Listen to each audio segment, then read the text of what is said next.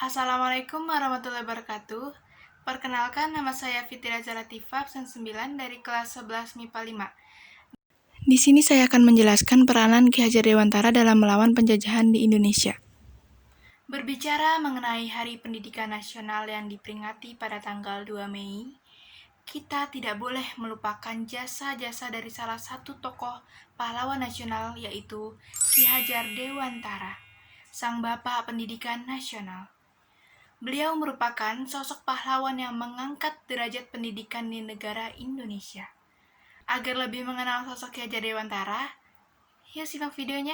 Ki Hajar Dewantara merupakan pahlawan nasional sekaligus Bapak Pendidikan Nasional. Nama aslinya adalah Raden Mas Suwardi Sordjaningrat. Tetapi pada tahun 1922, beliau lebih dikenal dengan nama Ki Hajar Dewantara. Ki Hajar Dewantara lahir di daerah Pakualaman pada tanggal 2 Mei tahun 1889. Beliau merupakan putra dari Gusti Pangeran Haryo Sordjaningrat dan merupakan cucu dari Pakualaman III.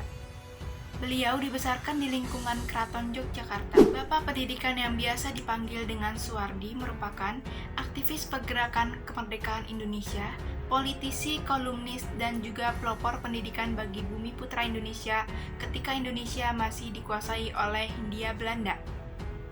Atas jasa-jasanya dalam perkembangan dunia pendidikan di Indonesia, Ki Hajar Dewantara dianugerahi gelar Bapak Pendidikan Nasional pada tahun 1959. Ki Hajar Dewantara pertama kali bersekolah di ILS, Europäische Lager School, yaitu sekolah dasar untuk anak-anak Eropa atau Belanda dan juga kaum bangsawan. Selepas dari ILS, ia kemudian melanjutkan pendidikannya di Sofia, School tot opleiding van Indische Artsen, yaitu sekolah yang dibuat untuk pendidikan dokter pribumi di kota Batavia pada masa kolonial Hindia Belanda.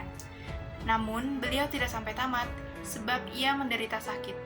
Berdirinya organisasi Budi Utomo pada tahun 1908, yang merupakan organisasi sosial dan politik, menjadi pendorong Ki Hajar Dewantara untuk bergabung di dalamnya.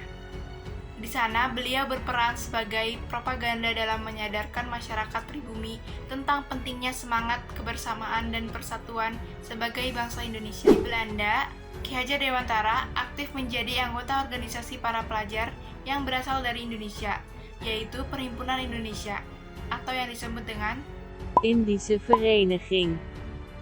Di organisasi inilah beliau merintis cita-citanya untuk memajukan kaum pribumi dengan belajar ilmu pendidikan.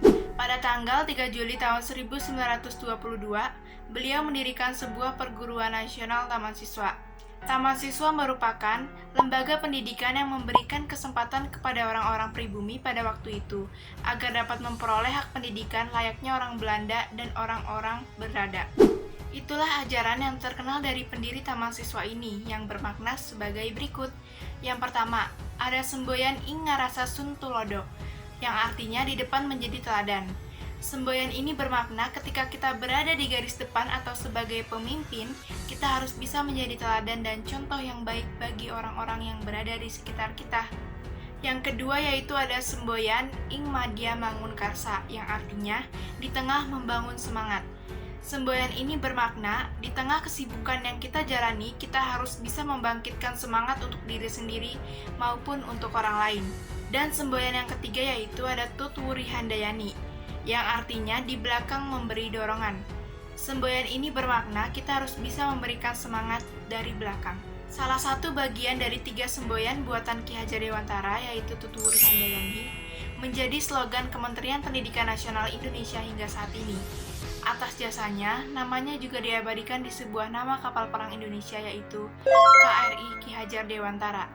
Potret Ki Hajar Dewantara juga diabadikan di uang kertas pecahan Rp20.000 pada tahun 1998. Selepas kemerdekaan bangsa Indonesia pada tahun 1945, Ki Hajar Dewantara kemudian diangkat oleh Presiden Soekarno sebagai Menteri Pengajaran Indonesia, yang kini dikenal dengan nama Menteri Pendidikan.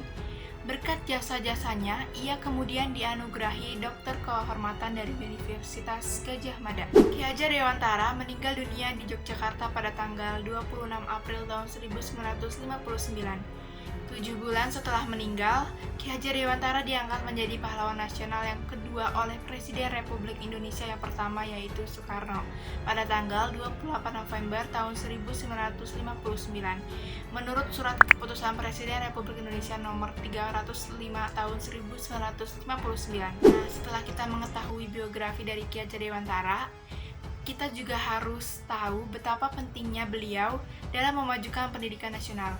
Berikut peran beliau dalam memajukan pendidikan Indonesia, yaitu yang pertama, membuat semboyan Tuturi Handayani dalam dunia pendidikan.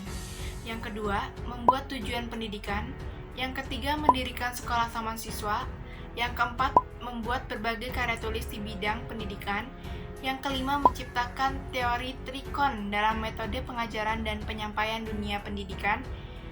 Yang keenam, yaitu menciptakan trisentra pendidikan, menjelaskan kriteria tempat dalam mengajar pendidikan. Dan yang terakhir, yaitu mendorong semangat anti kolonial. Selain peran yang penting dalam memajukan pendidikan, sikap beliau juga perlu diteladani. Salah satunya yaitu tidak sombong atau rendah diri, aktif dan semangat dalam bekerja, cinta tanah air melalui sebuah pendidikan yang berguna bagi nusa dan bangsa, dan lain sebagainya. Sekian yang bisa saya sampaikan, semoga bermanfaat dan dapat dimengerti. Wassalamualaikum warahmatullahi wabarakatuh.